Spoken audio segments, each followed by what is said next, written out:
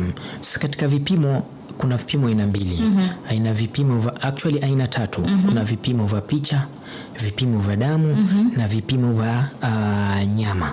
Okay. Sasa sana mgonjwa kama huyu mwenye shida ya kifua akifika kwenye hospitali na mara nyingi wanafika kama emergency, utaona baada ya kuwa amekuwa stabilizer, amekuwa na fadhali, anatuma kwenda kufanya picha ya x-ray ya kifua ionyeshe kuna nini. So mara nyingi unaona kuna athari fulani pale kwa x-ray, unaona hii haikukaa sawa.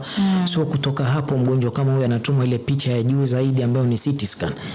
CT scan ya kifua. Sasa CT scan inatuonyesha kwa undani zaidi zile soft tissue, inatuonyesha pale kweli pale kwa mapafu kumeonekana kuna hivi, kuna uvimbe, ni uvimbe kiasi gani, ni mkubwa vipi, ni uvimbe mmoja, ni miwili, ni mitatu, iko mahali gani, je kuna na maji mbali na ile uvimbe, unaona.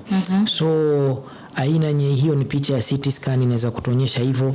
Kuna aina nyingine ya picha tunayo kuizungumzia mbeleni ambayo inaitwa PET scan, pia ni mzuri sana katika kuangalia ugonjwa huu kiasi gani umeenea katika mwili wa mgonjwa.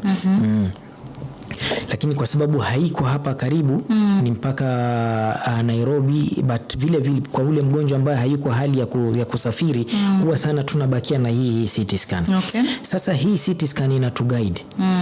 Je, huu mgonjwa afanywe nini baada ya hapo, ile CT scan kulingana na vile imetuonyesha.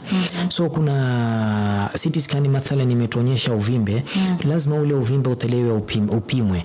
Kama tulivyosema mwanzo, kila uvimbe sio saratani. Uvimbe ule unaweza kuwa ni wa TB, uvimbe ule unaweza kuwa na maradhi mengine yanaitwa sarcoidosis. Hayo yote vile yanafanana.